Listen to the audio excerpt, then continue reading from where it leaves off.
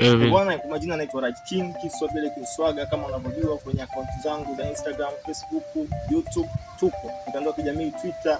Sasa hivi mtandao umebadilika, unaitwa X. Nipo naitumia hilo jina la Raj King.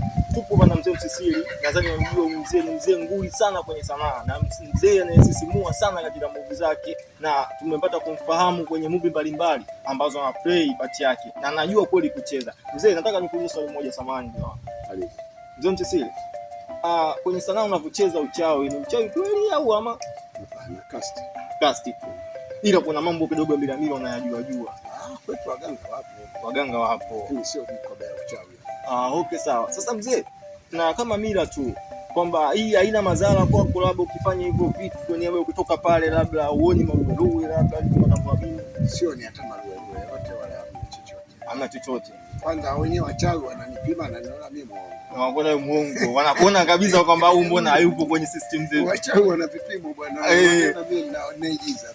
Okay, sawa. Njaa inanisumbua. Inakusumbua. Jamani, kama mnapomuona mzee Msisili anakwambia wachawi wanamuona yeye muongo. Msije mkamuona anasisimua, anawatisha. Zile ni edit. Ndio?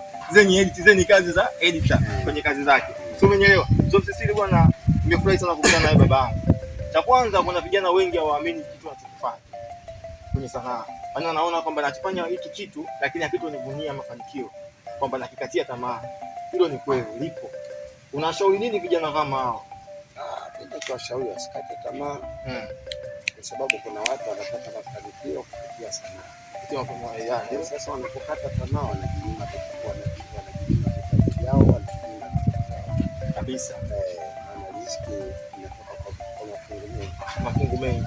Nitaruhusu comment, nitaruhusu maswali mtakao. Mungu kasema riziki mafungu 7. Kweli.